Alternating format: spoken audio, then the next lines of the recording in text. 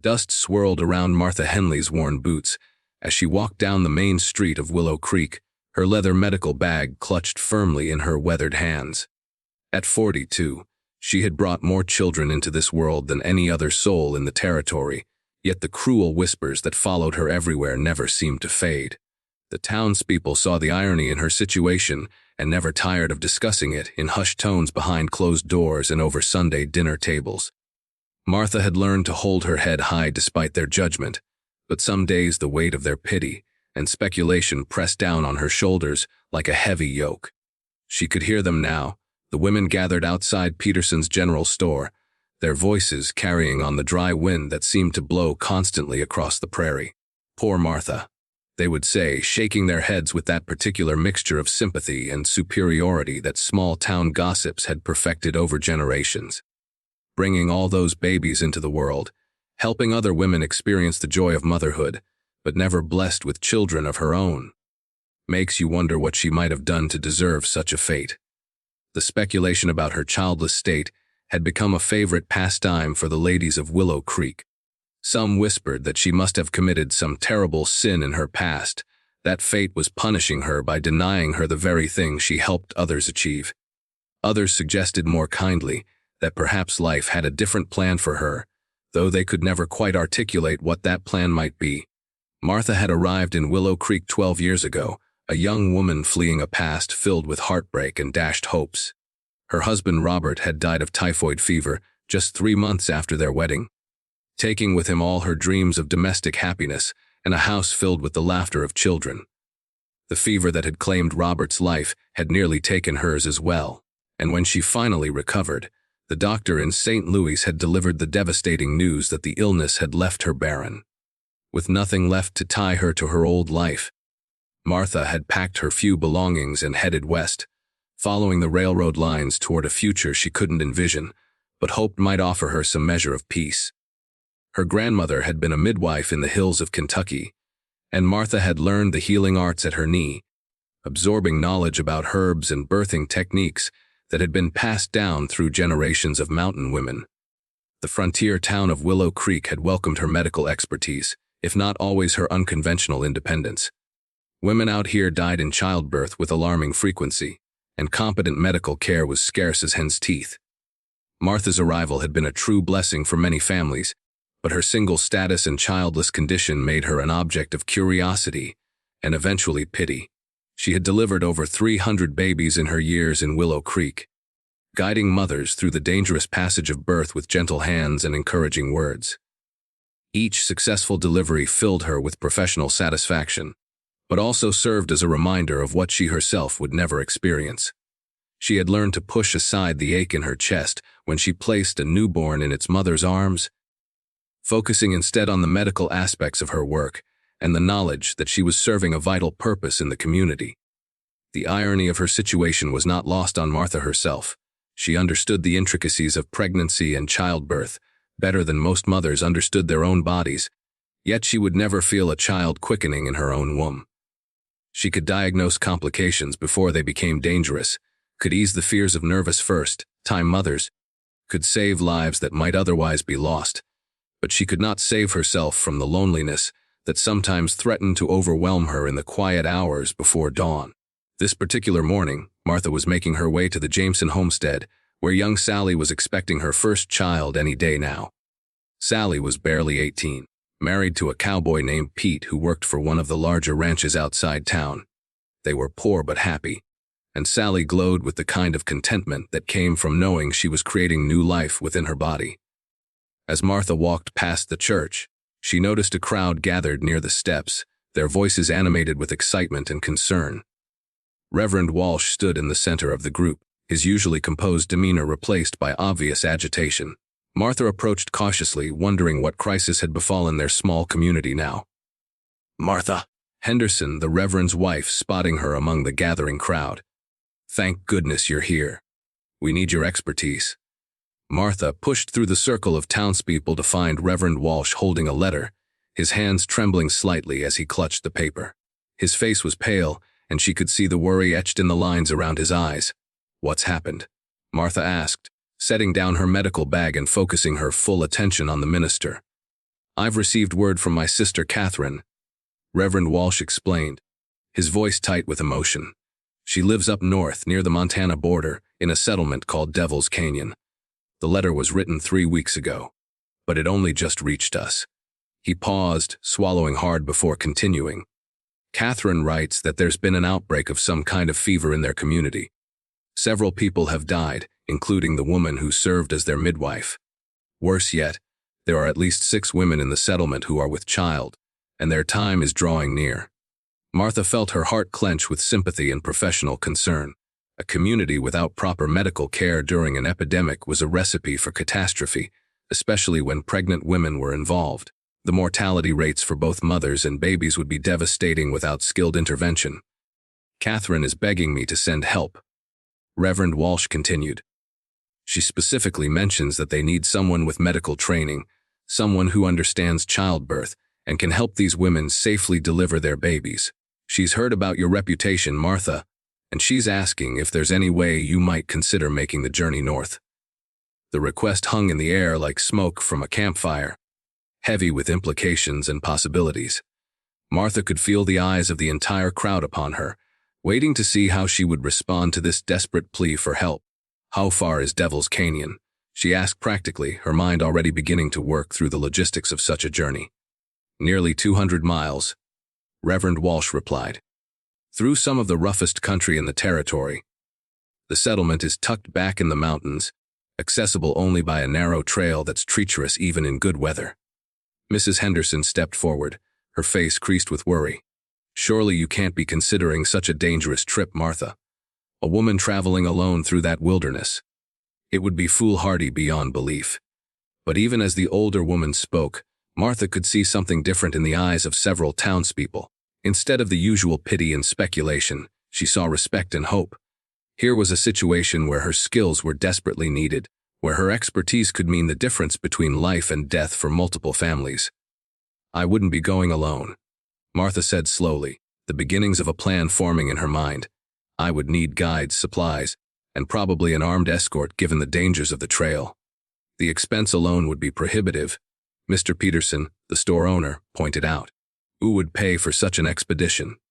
The settlement Catherine describes sounds barely able to feed itself, let alone compensate someone for such a risky journey." It was then that Martha heard a voice from the back of the crowd, clear and strong and carrying the authority of someone accustomed to command. "I'll pay for it." The crowd parted to reveal Victoria Whitmore, the widow who owned the largest ranch in the county and commanded more respect than most men in the territory. At 58, Victoria was still a striking woman, her silver hair pulled back severely but her blue eyes bright with intelligence and determination. She had built her cattle empire from nothing after her husband's death 15 years ago, proving that a woman with enough grit and intelligence could succeed in even the most male-dominated industries. "Mrs. Whitmore?" Reverend Walsh said, clearly surprised by her offer. "That's very generous, but surely you can't mean to finance such a dangerous and expensive undertaking."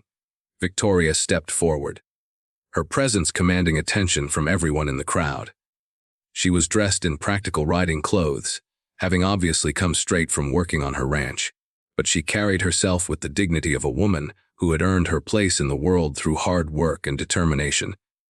"I mean exactly what I said, Reverend," Victoria replied firmly. "I'll pay all expenses for the journey, provide guides and guards, and ensure that Martha has everything she needs to help those poor women." Martha stared at the rancher in surprise. She and Victoria had had limited interaction over the years, their paths crossing only occasionally when medical emergencies arose on the Whitmore ranch. Martha had always respected the older woman's accomplishments, but she had never imagined that Victoria paid any particular attention to her own work in the community. "That's incredibly generous," Martha said carefully, "but I have to ask why you would make such an offer. The expense will be considerable, and there's no guarantee I'll even reach Devil's Canyon safely, let alone be able to help once I arrive." Victoria's expression softened slightly, and for a moment Martha glimpsed something vulnerable beneath the rancher's usually impenetrable exterior.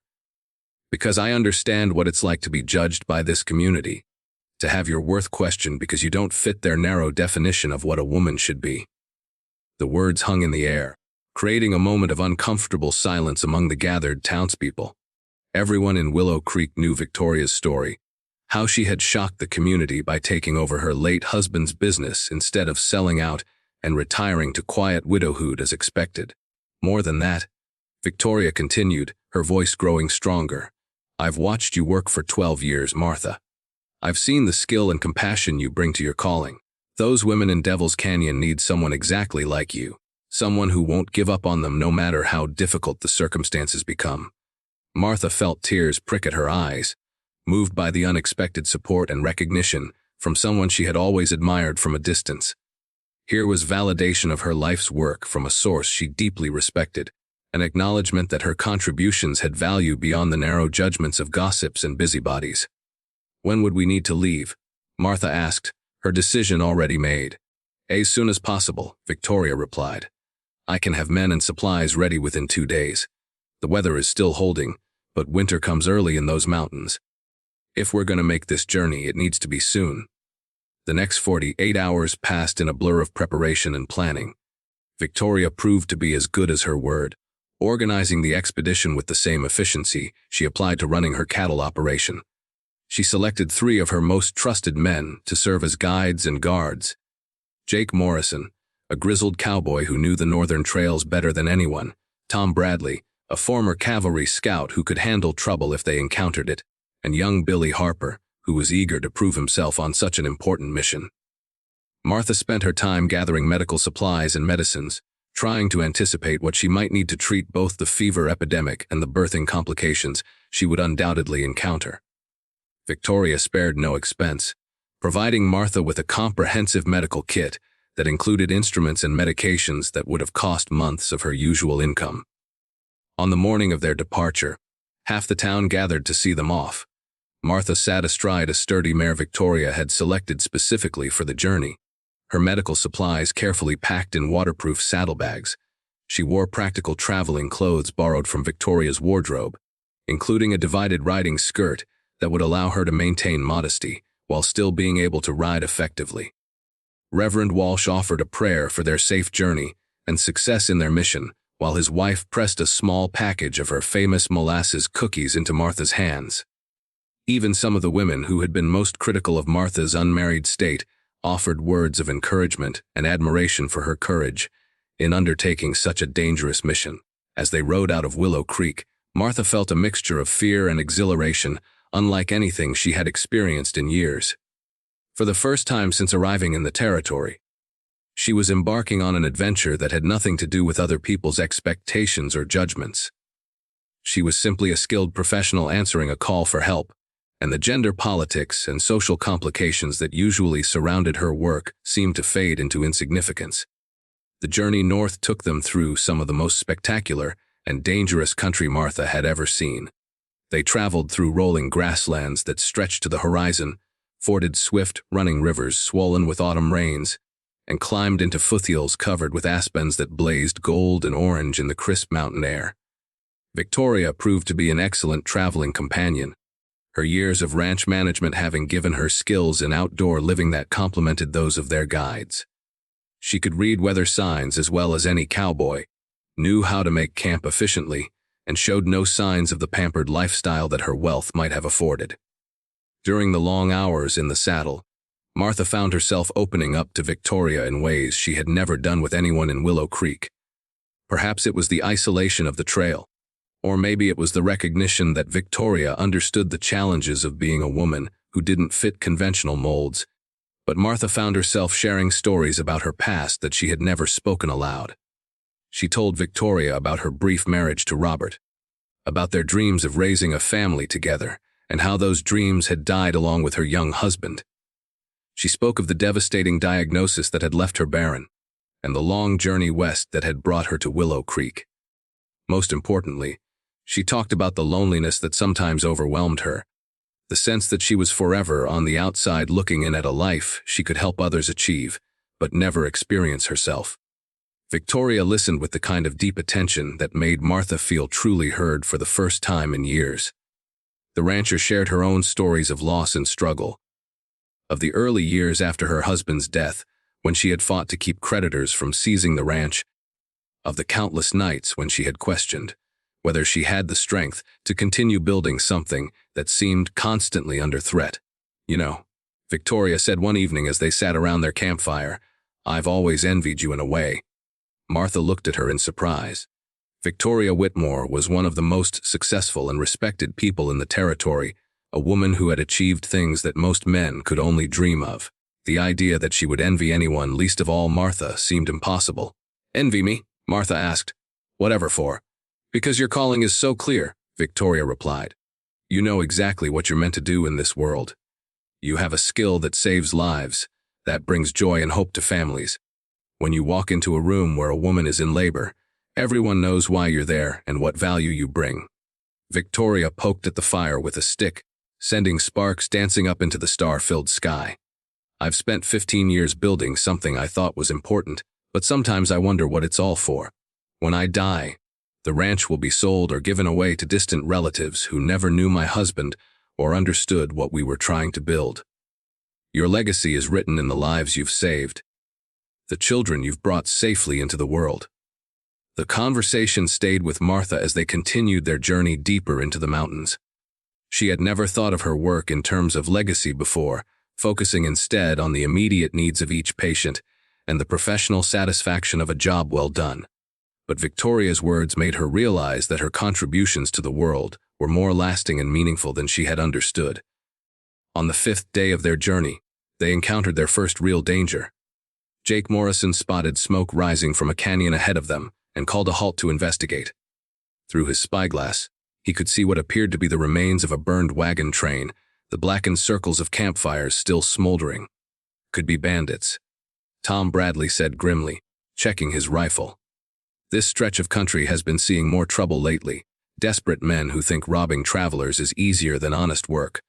Victoria made the decision to circle wide around the potential danger, adding half a day to their journey, but avoiding what could have been a deadly confrontation.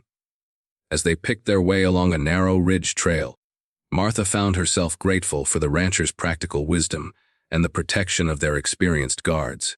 The settlement of Devil's Canyon proved to be even more desperate than Reverend Walsh's letter had suggested. Tucked into a narrow valley surrounded by towering cliffs, it consisted of perhaps 20 ramshackle buildings clustered around a small stream. The people who emerged to greet them looked gaunt and worried, their faces bearing the stamp of hardship and recent loss. Catherine Walsh was a thin, careworn woman in her 40s who bore a strong resemblance to her minister brother. She greeted their arrival with tears of relief and gratitude, explaining that 2 more people had died from the fever since she had sent her desperate letter south. "We've been praying every day that help would come," Catherine said as she led them to the building that served as both church and community center. "The women who are expecting are terrified, and without proper medical care, I fear we'll lose them all." Martha quickly assessed the situation and found it even more challenging than she had anticipated. The fever epidemic appeared to be typhoid, the same disease that had killed her husband years ago. 3 of the pregnant women were showing early symptoms of the illness, while the others were weakened by poor nutrition and the stress of watching their neighbors die. Over the next 3 weeks, Martha threw herself into her work with an intensity that amazed even Victoria. She treated fever patients around the clock, using every technique she had learned about managing typhoid, while carefully monitoring the pregnant women for signs that they might be going into premature labor. The first birth came on their 8th day in Devil's Canyon. Mary Sullivan, a young Irish woman married to a prospector, went into labor 6 weeks early after contracting the fever. Martha worked for 14 hours straight, fighting to save both mother and child as Mary's temperature spiked dangerously high and her body struggled to deliver a baby that was too small and too early. Against all odds, both Mary and her tiny son survived. The baby was weak and required constant care. But Martha's skill in managing complicated births had saved 2 lives that would certainly have been lost without her intervention. Word of the successful delivery spread through the settlement like wildfire, bringing hope to the other expectant mothers who had been convinced they were doomed. Victoria proved invaluable during this period, using her organizational skills to coordinate care for the entire community.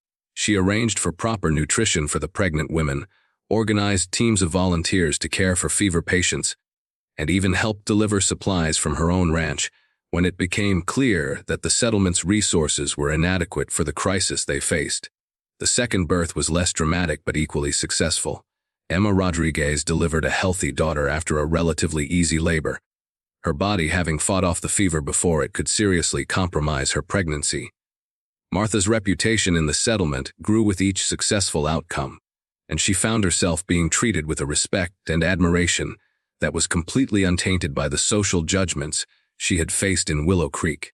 The third case proved to be the most challenging. Sarah Bennett was only 19 years old, pregnant with her first child and suffering from the most severe case of typhoid Martha had seen in the settlement. The young woman had been unconscious for 3 days when she went into premature labor, her body no longer able to sustain both her own life and that of her unborn child. Martha worked through the night, using every skill she possessed to guide Sarah through a delivery that took place while the young mother drifted in and out of consciousness. The baby, a little girl, was born barely breathing and so small that Martha feared she wouldn't survive her first hour of life. But both mother and daughter proved to have the kind of stubborn strength that seemed to characterize the people who had chosen to make their lives in this remote and challenging place. Sarah's fever broke the morning after the birth, and her tiny daughter grew stronger each day under Martha's careful monitoring. As the weeks passed and the epidemic finally began to subside, Martha found herself experiencing something she had never felt before in her professional life. These people didn't see her as a spinster who had failed to fulfill her natural purpose as a woman. They saw her as a miracle worker, a skilled healer who had saved their community from catastrophe. The remaining births all proceeded successfully, each one adding to Martha's growing reputation as not just a competent midwife, but as someone who could handle the most difficult and dangerous situations. By the time winter began to threaten the mountain passes, she had delivered 6 healthy babies and saved countless lives through her treatment of the fever epidemic. Victoria had remained in Devil's Canyon throughout the crisis, proving herself to be as skilled at community organization as she was at ranch management. She had coordinated supply runs back to her ranch, arranged for additional medical supplies to be brought in, and even helped establish a more reliable communication system between the isolated settlement and the outside world. As they prepared for the journey back to Willow Creek, Catherine Walsh pulled Martha aside for a private conversation. The minister's sister looked years younger than she had when they arrived, the crisis having brought out a strength and leadership ability that had surprised everyone, including herself. "I can't adequately express what you've done for us," Catherine said, tears streaming down her face. "You didn't just save lives, Martha. You saved our entire community. Without you, Devil's Canyon would have become a ghost town. Another failed settlement that couldn't survive the challenges of frontier life." Martha felt a deep satisfaction at Catherine's words, but more than that, she felt a sense of completion that had been missing from her life in Willow Creek. Here, her work had been about more than just individual patients or successful deliveries. She had been part of something larger, a community effort that had turned potential tragedy into triumph. The journey back south was bittersweet for Martha. She was eager to return to her own practice and the familiar rhythms of life in Willow Creek, but she was also reluctant to leave behind the sense of purpose and belonging she had found in Devil's Canyon.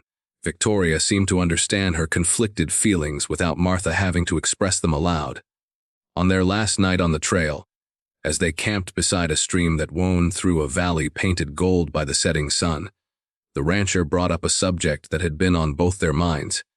"You know," Victoria said as they sat beside their campfire, "Devil's Canyon isn't the only isolated community in this territory that could use someone with your skills." Martha looked at her curiously, sensing that Victoria was leading up to something important. "I've been thinking about expansion," Victoria continued, "not just of the ranch, but of the services we provide to the surrounding communities. There are dozens of small settlements scattered through these mountains, places where people are trying to build lives but lack access to proper medical care." Victoria poked at the fire, her expression thoughtful. "What if we could change that? What if we could create a network of medical care that reached these isolated communities? You could be based at my ranch, which is centrally located and has the resources to support such an operation. From there, you could travel to settlements that need help, spending weeks or months wherever your skills are most needed." The idea was both exciting and terrifying. Martha had built a stable life in Willow Creek, with regular patients and predictable income. What Victoria was suggesting would be a complete upheaval of everything she had worked to achieve. It would mean giving up your practice in Willow Creek, Victoria acknowledged. But think about the impact you could have. Instead of serving one community that often takes your contributions for granted, you could be helping dozens of communities, places where your skills could literally mean the difference between survival and extinction. Martha stared into the flames, her mind racing with possibilities. The work in Devil's Canyon had shown her a different way of practicing medicine, one that involved entire communities rather than individual patients. She had felt more useful and fulfilled in those 3 weeks than she had in years of routine practice in Willow Creek. What about the financial aspects? Martha asked practically. My income in Willow Creek is modest but reliable. This kind of traveling practice would be much more uncertain. I would guarantee your income, Victoria said without hesitation. Consider it an investment in the future of this territory. As these isolated communities grow and prosper, they'll need the services that established towns can provide. By helping them survive and thrive now, we'll be building relationships and opportunities that will benefit everyone in the long run. That night, Martha lay in her bedroll staring up at the vast canopy of stars, thinking about Victoria's proposal. The practical part of her mind warned about the risks involved in abandoning a secure situation for something untried and uncertain. But another part of her, a part that had been awakened by the experience in Devil's Canyon, whispered about adventure and purpose and the chance to make a real difference in the world. When they reached Willow Creek, Martha found that word of their mission had preceded them. The entire town turned out to welcome them home, eager to hear about their adventures and the success of their rescue mission. For the first time in her 12 years in the community, Martha found herself being treated as a genuine hero rather than an object of pity. Reverend Walsh was particularly effusive in his gratitude, reading aloud from a letter his sister Catherine had sent praising Martha's skill and dedication. Even the women who had been most critical of Martha's unmarried state now spoke of her with admiration and respect. But as the days passed and life returned to its normal routine, Martha found herself increasingly restless. Her regular practice seemed mundane after the intensity of Devil's Canyon, and the familiar rhythm of daily life felt confining after the freedom of the trail. Victoria had given her a month to consider the proposal, and as the deadline approached, Martha realized that her heart had already made the decision. She was going to accept Victoria's offer, leaving behind the security of Willow Creek for the uncertainty and adventure of a traveling medical practice. The announcement of her departure caused quite a stir in the community. Some people expressed dismay at losing their only trained midwife, while others seemed to view her decision as further evidence of her unconventional nature. But there was a new note of respect in even the criticism, a recognition that Martha Henley had proven herself to be someone of courage and capability. Dr. Phillips, the elderly physician who served the county seat, agreed to take over Martha's practice temporarily, while the community searched for a permanent replacement. Martha spent her final weeks in Willow Creek training him in some of the techniques she had developed over the years, ensuring that her patients would continue to receive competent care. Victoria had been busy preparing for their new venture, converting one of the outbuildings on her ranch into a combination clinic and residence for Martha. She had also been corresponding with isolated communities throughout the territory, identifying places where Martha's services would be most needed. On Martha's last day in Willow Creek, the community held a farewell celebration that surprised her with its warmth and genuine affection. Even people who had never shown her much regard offered words of appreciation for her years of service and wishes for success in her new endeavor. Mrs. Henderson, the Reverend's wife, presented Martha with a beautiful quilted bag for carrying her medical supplies. "I may not have always appreciated you the way we should have," she said with tears in her eyes, "but we want you to know that you'll always have a place in our hearts and our prayers." As Martha rode out of Willow Creek for the last time, heading toward Victoria's ranch and an uncertain but exciting future, she reflected on the journey that had brought her to this moment. She had come to the frontier as a broken young woman, fleeing heartbreak and seeking nothing more than a place to hide from the world. Instead, she had found her calling and her purpose. She had discovered that her value as a person wasn't determined by her ability to bear children or conform to society's expectations, but by the skill and compassion she brought to helping others. She had learned that family could be created through shared purpose and mutual respect. That belonging didn't require fitting into predetermined molds. Most importantly, she had found in Victoria Whitmore a partner who understood and valued her contributions, someone who was willing to invest in her potential and support her dreams. Together, they were going to build something new and meaningful, a network of care that would serve communities throughout the territory.